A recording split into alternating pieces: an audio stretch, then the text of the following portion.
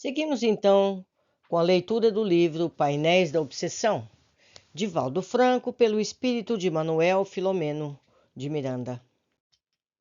Recomendações e advertências valiosas.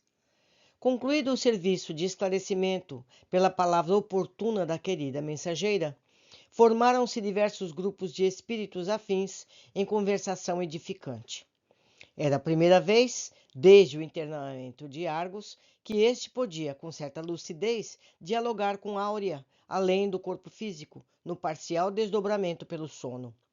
A gentil companheira, revelando certo treinamento na movimentação espiritual, o que denotava a presença de mediunidade em processo de lapidação, melhor aprendeu os ensinamentos ouvidos e com mais rapidez procurou o esposo para a troca de expressões de ternura e renovação de forças.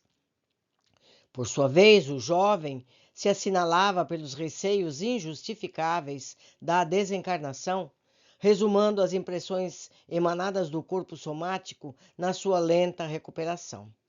Apesar disso, dos estímulos da mensagem ouvida, embora não compreendida integralmente, e além da presença da abnegada esposa, pareceu despertar com mais claridade mental, apresentando as suas apreensões e receios. Neste comenos, a irmã Angélica, que se aproximava, atendendo aos pequenos círculos de amigos e aprendizes aos quais dispensava esclarecimentos adicionais à palestra proferida, aproximou-se e, de imediato, despertando a atenção de todos nós, advertiu Argos com meiguice e gravidade. Não te queixes. A queixa traduz rebeldia aos códigos superiores da vida. O queixoso é alguém que se acredita injustiçado ante as naturais circunstâncias e situações em que se encontra colocado. Quando alguém se deixa arrastar pela reclamação, sem motivo real, assume uma posição falsa perante a vida, disputando atenções e requerendo reconhecimento de valores que está longe de merecer. A queixa é filha do azedume e da má vontade, que contribuem poderosamente para piorar o quadro de desequilíbrio daquele que deveria candidatar-se ao esforço de renovação mental, aplicando todos os recursos para preservar as forças no bem e na esperança, mediante cujo método aspira uma psicosfera benéfica e libertadora. E nós, meus amigos, nós somos reclamões? Nós estamos sempre achando que merecemos ou não merecemos isto ou aquilo? Nós vivemos o que merecemos, ou seja, o que precisamos para a nossa evolução espiritual. Mas vamos continuar. A advertência foi oportuna porque despertou o enfermo para a esquecida gratidão a que deveria aferrar, considerando as concessões auridas pela nímia bondade dos seus guias e a dedicação da própria mentora. Convidando alguns outros participantes do ágape espiritual, feliz a que se acercassem do nosso grupo, a nobre entidade, ampliando as informações apresentadas na exposição há pouco, concluída e particularizando certos detalhes, expôs prudente. Reunimos-los mais aproximamente a nós, tendo em vista a programação em que se encontram situados na atual conjuntura carnal. Velhos amigos e companheiros de desaires, ou seja, de desavenças, retornam em grupo a fim de possibilidades de lapidarem as arestas mais rudes, vencendo as tendências mais primitivas, sustentados pelos vínculos da afetividade, com que poderão auxiliar as vítimas que se demoram na retaguarda da ignorância, sob os estigmas do ódio que as levam ao insano esforço e à agressividade inditosa. A simbólica escada de Jacó, referente à nossa ascensão, jamais será vencida sem que se conduzam nos braços aqueles que foram atirados, degraus abaixo, e se fixam no solo pelos grilhões do desconforto moral, gerador da rebeldia alucinada, inspirada da vingança. Toda conquista moral se estriba no alicerce da renovação íntima com serviço a todos os que partilham da nossa vida. Silenciando por um pouco, solicitou com um olhar concurso de Bernardo, que lhe estendeu o apelo e aplicou energias vigorosas em Argos, a fim de que ele se assenhoreasse dos ensinamentos que iria ouvir.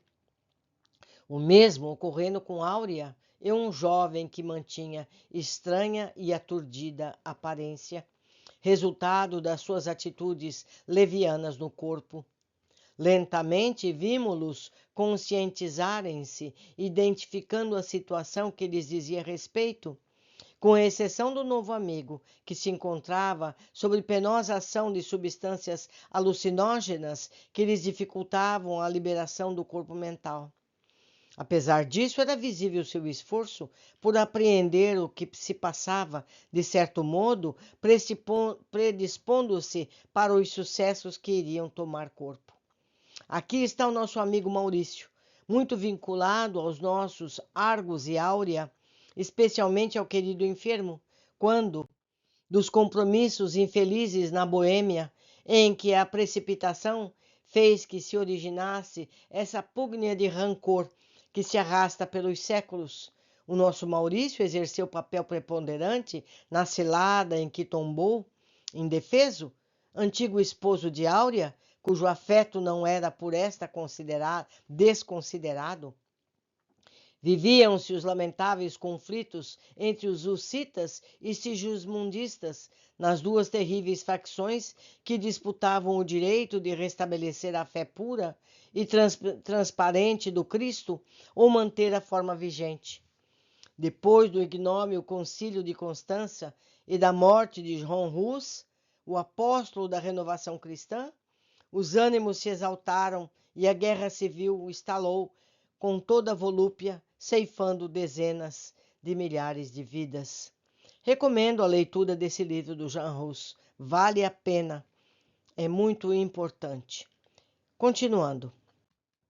O nosso Maurício, então pertencente às hostes do rei Sigismundo, fomentou o ódio entre os católicos a fim de que fossem esmagados e destruídos a ferro e fogo os discípulos do Marte incinerado nas chamas da fogueira impiedosa. Amante da vida, ostensiva e fútil, receando perder os bens terrenos que explorava com impiedade contra os pobres, era amigo de Argos, que lhe partilhava as ideias e aspirações infelizes, em clima de belicosidade e perversão.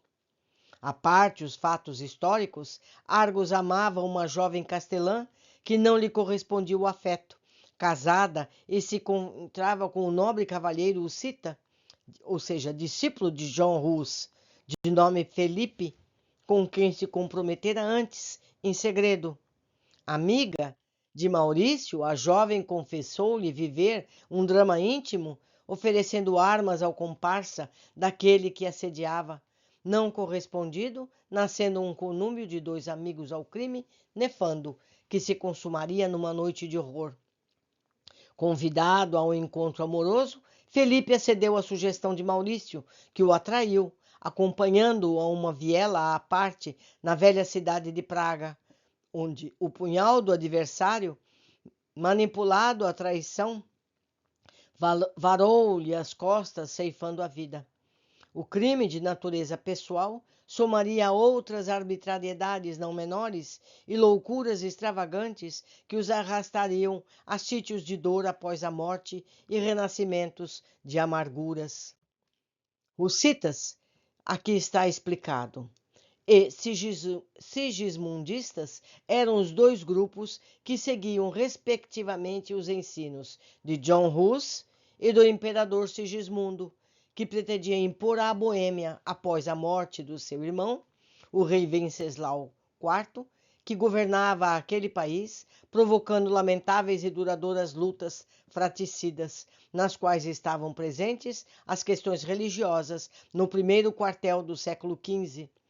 Sigismundo saiu vencedor em 1434, reinando até 1437, ou seja, apenas 3 anos, quando desencarnou. Essa foi uma nota do autor espiritual, ou seja, Manuel Filomeno de Miranda.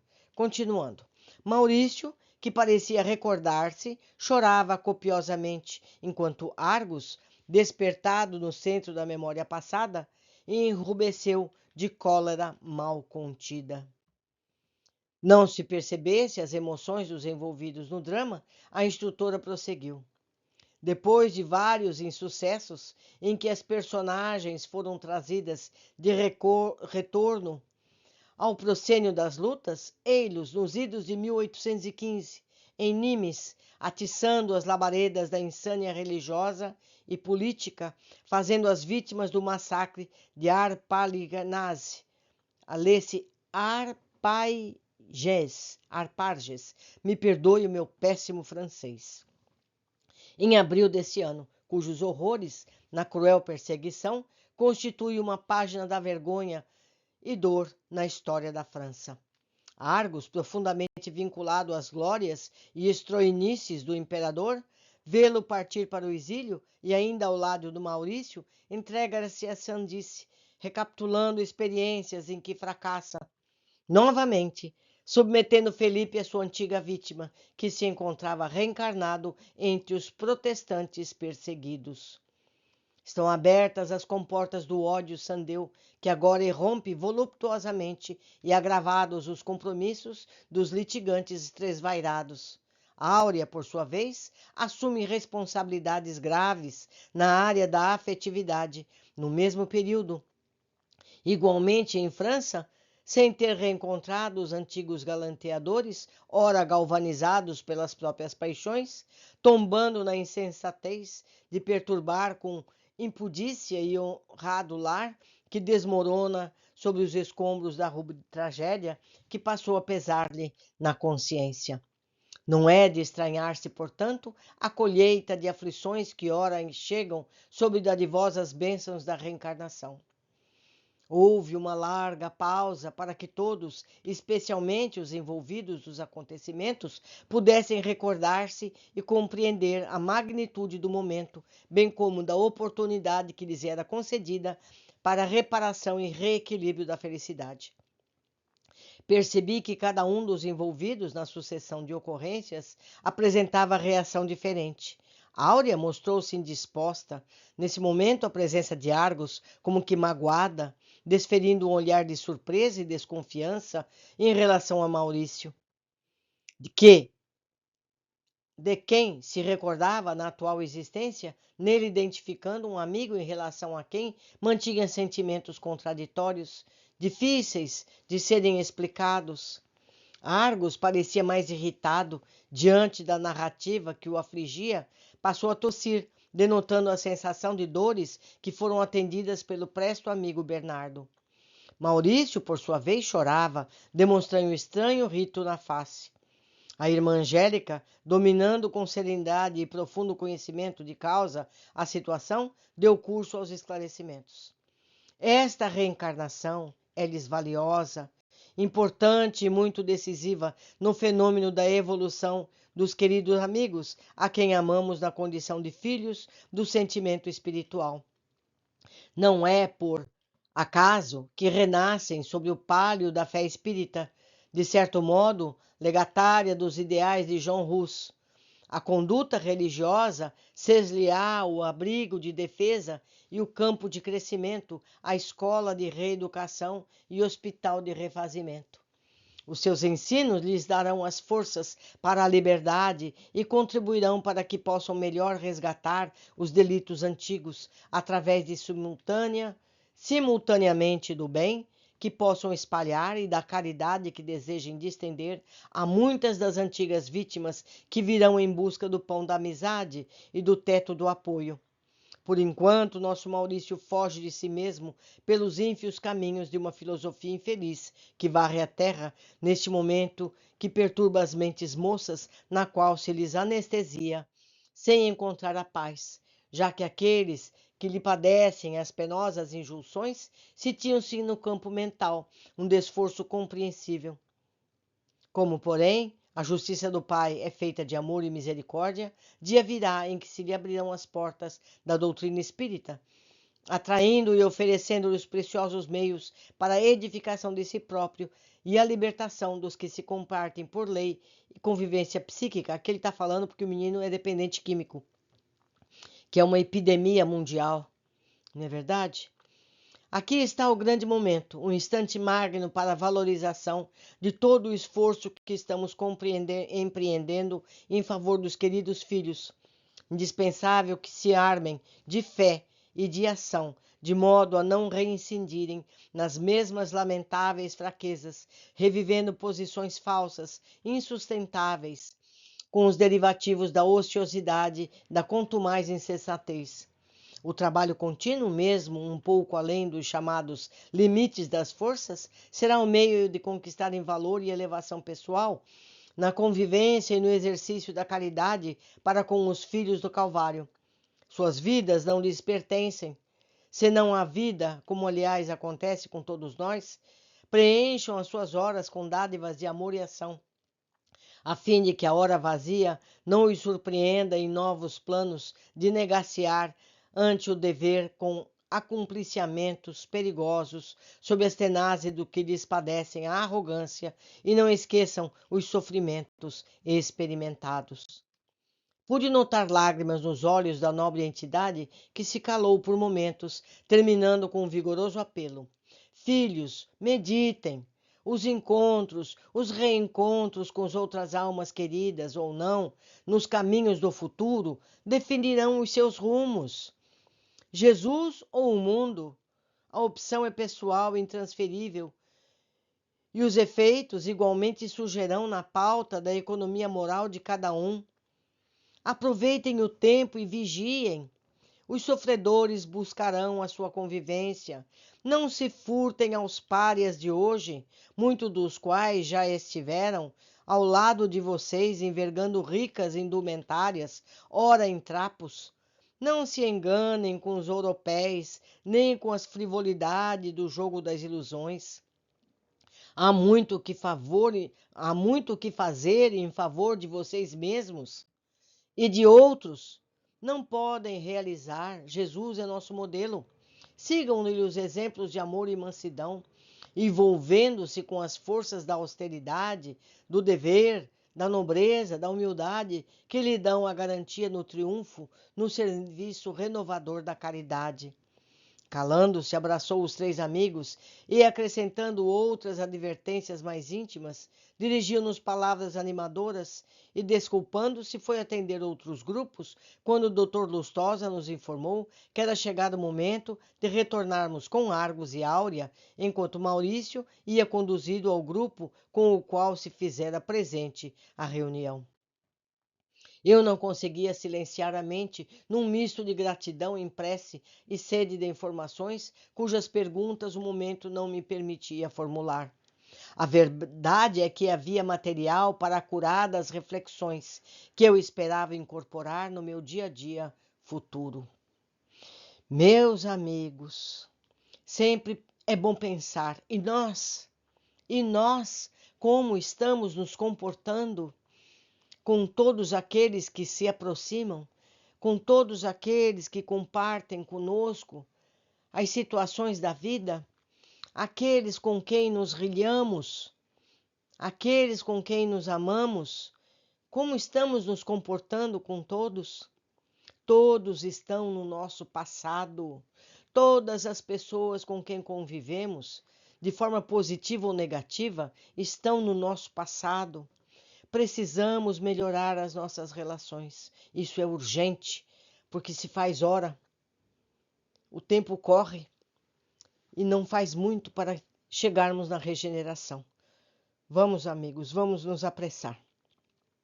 Por hoje ficamos aqui, aguardo a todos nos capítulos seguintes. Abraços.